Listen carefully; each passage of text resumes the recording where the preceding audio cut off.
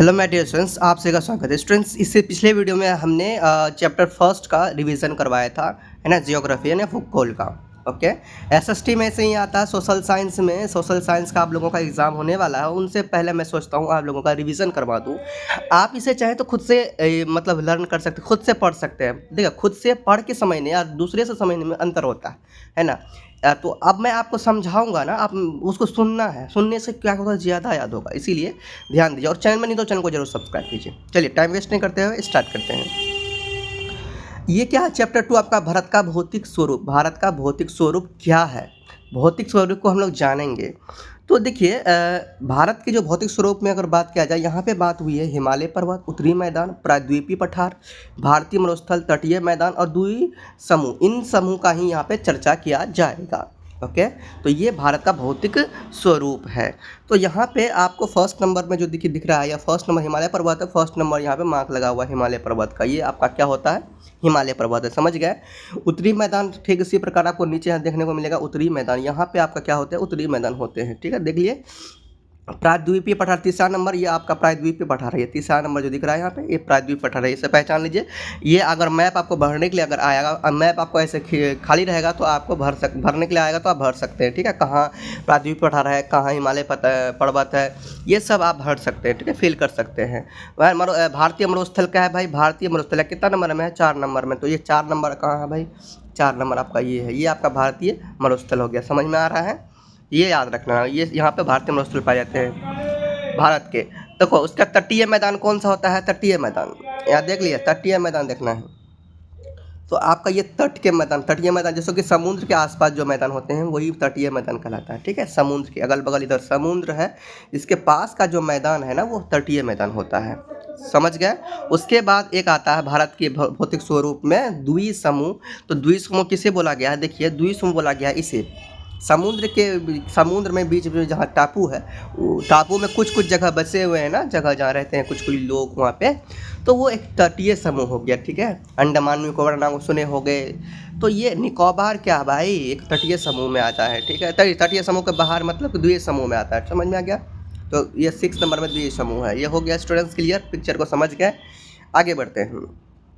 अब यहाँ पे आया हिमालय पर्वत श्रृंखला, समझिएगा। हिमालय पर्वत श्रृंखला समझने से ज़्यादा याद होता है। भारत की उत्तरी सीमा पर हिमालय पर्वत श्रृंखला विस्तृत है। तो अब याद रखना कि हिमालय पर्वत जो है वो कहाँ स्थित है, भारत के उत्तरी सीमा पर। हिमालय को नवीन वलित पर्वत भी कहा जाता है। अगर हिमालय क्वेश्चन आ जाएगा, हिमालय को और नया नाम जो है वो कौन सा पर्वत उसे कहा जाता है, क्या नाम से और भी पुकारा जाता है, तो आप बोल सकते हैं नवीन वलित पर्वत। ठीक है, हिमालय को नवीन वलित पर्वत भी कहा जाता है। हिमालय की जो लंबाई है 2400 किलोमीटर है, और चौड़ाई कश्मीर में 400 किलोमीटर है, और अरुणाचल प्रदेश में 150 किलोमीटर है। ये आपको याद रखना है। हिमालय का देशांतरी विस्तार 3 श्रेणियों में बटा है। पहला हिमाद्री हिमालय, दूसरा हिमाचल, तीसरा शिवालिक। अब तो हिमाद्री हिमालय क्या है ये भी देख लीजिए। हिमाद्री हिमालय में आपका आता है, देखो, सबसे उत्तर भाग में स्थित है, सबसे अधिक सतत श्रृंखला है। ठीक है, जिसमें 600 मीटर की ऊंचाई वाले सर्वाधिक ऊंचे शिखर भी पाए जाते हैं। उदाहरण माउंट एवरेस्ट, कंचनजंगा, मकालू, नंगा और पर्वत, ये सब आपका हिमाद्री हिमालय में ही पाए जाते हैं। ठीक है, उसके बाद फिर आता है आपका हिमाचल। 3700 मीटर से 4500 मीटर तक के ऊंचाई पर्वत है। हिमाचल प्रदेश पर्वत जो है, हिमाचल पर्वत, तो वो जो कि इसका जो ऊंचाई है 3700 मीटर से 4500 मीटर तक की इसकी ऊंचाई है। ये जो है कौन सी है, पीर पंजाल, है ना, धौलाधड़ और महाभारत श्रृंखला यहाँ पे कश्मीर, कांगड़ा और कुल्लू की घाटियाँ यहाँ स्थित होता है हिमाचल में। उसके बाद फिर देखते हैं शिवालिक, सबसे बाहरी श्रृंखला होता है शिवालिक, 900 से लेकर 1100 मीटर तक का है ये, समझ में आ रहा है। शिवालिक की जो घाटियाँ को दून कहा जाता है, शिवालिक की जो घाटियाँ होता है उसे क्या कहता है, दून कहा जाता है, ये याद रखना। जैसे ये है देहरादून, ठीक है, देहरादून, कोटली दून एवं पाटली दून यहाँ पे पाए जाते हैं। ठीक है, समझ में आ गया। अब आगे बढ़ते हैं। कुछ पिक्चर यहाँ पे दिया हुआ है हिमाद्री, है ना, हिमाद्री पर्वत का, ये सब आपको समझ लेना है। ठीक है, पिक्चर से शिवालिक सब दिया हुआ यहाँ पे, हिमाचल कहाँ कहाँ क्या है ये समझ जाएंगे। ठीक है, उसके बाद यहाँ देखिए पंजाब हिमाचल प्रदेश कहाँ है, हिमालय, या देखो कुमाऊँ हिमालय कहाँ है, नेपाल हिमालय कहाँ है, ये सब आपको यहाँ पे देखने को मिल गया। पूर्वांचल हिमालय कहाँ है, पूर्व की तरफ में, ठीक है। असम हिमालय कहाँ है, ये सब आपको यहाँ देखने को मिलेगा। ये सब आप क्या कर लेंगे, लर्न कर लेंगे। पिक्चर को पहचान लीजिए। देखो पंजाब हिमालय सतलुज और सिंधु नदी के बीच है। पंजाब हिमालय कहाँ है ये भी बता गया है, सतलुज नदी और सिंधु नदी के बीच है। कुमायूं हिमालय कहाँ है, सतलुज और काली नदी के बीच। नेपाल हिमालय काली और तीस्ता नदी के बीच। असम हिमालय तीस्ता और दिहांग नदी के बीच। और पूर्वांचल हिमालय भारत की पूर्वी सीमा के साथ फैला हुआ है। उसके बाद अब हम लोग आते हैं उत्तरी मैदान में। किसमें आते हैं, उत्तरी मैदान में। देखो ध्यान से, उत्तरी मैदान में तीन प्रमुख नदी प्रणालियाँ जैसे सिंधु, गंगा एवं ब्रह्मपुत्र तथा इनकी सहायक नदियों से बना है उत्तरी मैदान। यह मैदान जलोढ़ मृदा से बना है। उत्तरी मैदान कौन सा मृदा से बना है, जलोढ़। और पूछा जाए क्वेश्चन में उत्तरी मैदान कहाँ से बना गया, किससे बना है, तो उत्तरी मैदान बना है जलोढ़ मृदा से, याद रखना। उसके बाद मैदान की जो लंबाई है उत्तरी मैदान की, तो वो 200 किलोमीटर चौड़ाई है। और इसकी जो लंबाई है 2400 किलोमीटर है और चौड़ाई 240 से लेकर 320 किलोमीटर इसकी है उत्तरी मैदान की। समझ में आ रहा है। अब आगे देखते हैं। यहाँ पे फिर देखो आपको यहाँ पे चित्र इतना का चित्र आपको बता दिया गया, ठीक है। अब देखो यहाँ पे पंजाब का मैदान, गंगा मैदान, ब्रह्मपुत्र का मैदान, यहाँ पे इसे आपको देखना फिगर को, फिर यहाँ समझना है।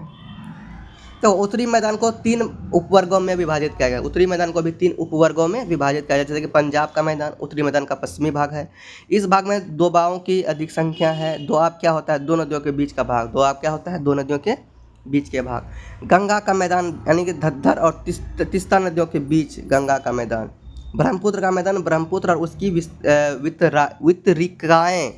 वितरिकाएँ से बना, असम में स्थित। उत्तरी मैदान की भौगोलिक आकृतियों में भी विविधता है। इस आधार पर इन्हें 4 भागों में बांटा गया। इसमें भी उत्तरी मैदान में भी कुछ विभिन्नताएं हैं जिसे 4 भागों में बांटा गया। जैसे कि भाबर, तराई, भांगर, ठीक है, और आपका है खादर, ठीक है। तो इतना ही याद रखना है। अगर पूछा जाए उत्तरी मैदान के जो भाग है वो बताना है, जरूर नहीं कि अब इसके बीच का नहीं पूछा जाएगा भाबर क्या है, तराई क्या है, ठीक है। तो उत्तरी मैदान के जो भाग है उसको याद रखना, 4 भाग, भाबर, तराई, भांगड़ और खादर, याद रखना। अब आता है प्रायद्वीपीय पठार क्या है। तो ये प्रायद्वीपीय पठार का यहाँ कुछ चित्र दिख रहे हैं, ये प्रायद्वीपीय पठार में आता है। तो आप लोग देख लीजिए एक बार चित्र अच्छा से। प्रायद्वीपीय पठार पुराने क्रिस्टलीय, आग्नेय तथा रूपांतरिक सेलों से बना है, ठीक है। पुराने क्रिस्टलीय, आग्नेय और रूपांतरिक सेलों से बना है आपका कौन सा पठार, प्रायद्वीपीय पठार, याद रखना। ठीक है, ये पृथ्वी के बारे में बताया जा रहा है। यह गोंडा बना भूमि से टूटने व अफवाह के कारण बना। अफवाह के कारण, समझ रहे हो। अफवाह वाला चैप्टर अगर आप लोग नहीं समझे तो पहले मैं अफवाह वाला चैप्टर कोशिश करूँगा समझाने का जल्दी से।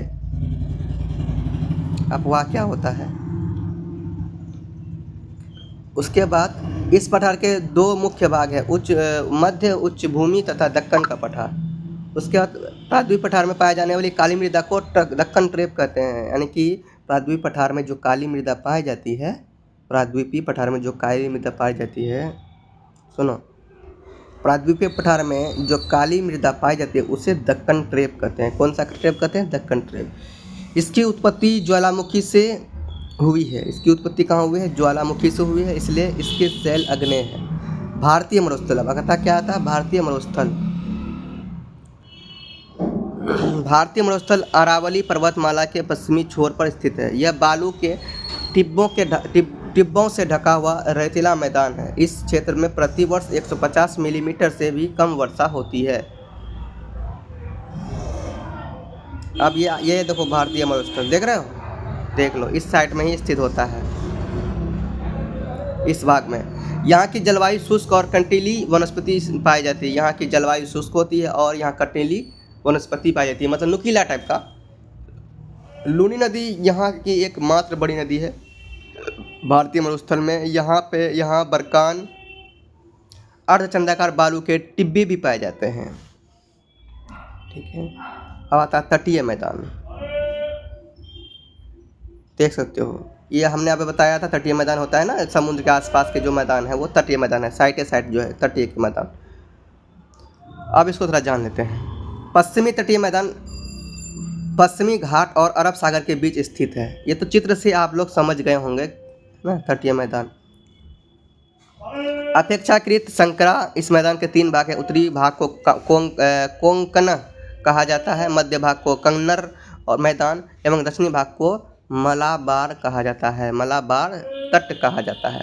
पूर्वी तटीय मैदान पूर्वी घाट और बंगाल की खाड़ी के बीच स्थित है। यह एक चौड़ा मैदान है। उत्तरी भाग में उत्तरी सरकार का कहा जाता है। उत्तरी भाग में जो है कि उसे उत्तरी सरकार कहा जाता है, ठीक है। वैसे उत्तर भाग में जो पूर्वी तटीय मैदान है ना, तटीय मैदान है, उससे जैसे कि बंगाल के खाड़ी के आसपास जो है वहाँ पे एक चौड़ा मैदान है ना, और उस उत्तर भाग के उस मैदान को उत्तरी सरकार कहा जाता है, और दक्षिण भाग को कोरोमंडल तट के नाम से जाता है। उत्तर भाग को क्या कहा जाता है?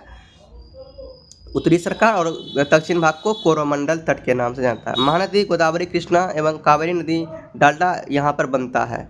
प्रमुख झील डाल्टा क्या है, इसके बारे में भी अलग से वो अफवाह में हम लोग समझ सकते हैं। प्रमुख झीलें चिल्का, पुलकिट एवं कोलेरू। चिल्का खारे का पानी का सबसे बड़ा झील होता है, समझ गए। अब इसके बाद यहाँ आता है पश्चिमी और पूर्वी घाट, दक्कन के पठार के पश्चिमी और पूर्वी किनारों पर स्थित है। अब देखो यहाँ पे इस मैदान, इसमें इतना चित्र को आप बढ़िया से देख लो, फिर आगे बढ़ते हैं। यहाँ पे चित्र को देखोगे समझोगे तब। यहाँ देखो पश्चिमी घाट और पूर्वी घाट में अंतर को दिखाएगा। अगर क्वेश्चन में अगर पूछा जाए कि पश्चिमी घाट और पूर्वी घाट में क्या अंतर है तो बताना है। देखो पश्चिमी घाट दक्कन के पठार का पश्चिमी किनारे बनाते हैं और पूर्वी घाट दक्कन पठार का पूर्वी किनारे बनाते हैं। पहला अंतर। दूसरा अंतर, जितना अंतर यहाँ लिखा गया है इतना ही अंतर पूछा था एग्जाम में, ठीक है, इतना ही लिखना है। यह सतत नियम किनारा बनाता है, या इनका विस्तार सतत नहीं है, मतलब ये कहीं से कहीं जाके आपको किनारा बनाता है। इसका कोई एक जगह नहीं है, ये एक नियम से किनारा बनाता है, नियमित रूप से किनारा बनाता है, ठीक है। इसका कोई भी नहीं, कहीं भी ये जाके किनारा बना लेगा। औसत ऊंचाई जो है 900 से 1600 मीटर तक की है। किसकी? घाट की, पश्चिमी घाट की। और पूर्वी घाट की जो है कि 600 मीटर की इसकी औसत ऊंचाई है। सबसे ऊंचा शिखर अनाईमुड़ी 2695 मीटर है, और इसका सबसे ऊंचा शिखर महेंद्रगिरी 1501 मीटर। समझ में आ रहा है? अब आगे भारत के द्वीप समूह को 2 भागों में बांटा गया। मैंने अभी बोला था ना, अंडमान निकोबार, लक्षद्वीप और अंडमान निकोबार 2 भागों में बांटा गया। बोले थे कि नहीं बोले थे? लक्षद्वीप केरल के मालाबार समुद्र तट के निकट है, ठीक है। लक्षद्वीप कहाँ है? केरल के मालाबार समुद्र तट के निकट है। द्वीपों का समूह छोटे प्रवाल द्वीपों से बना है। यह 32 वर्ग किलोमीटर के छोटे से क्षेत्र में फैला हुआ है। कावारती द्वीप लक्षद्वीप की प्रशासनिक मुख्यालय है। अंडमान और निकोबार दूसरा आता है, ठीक है, यह उसी का दूसरा भाग।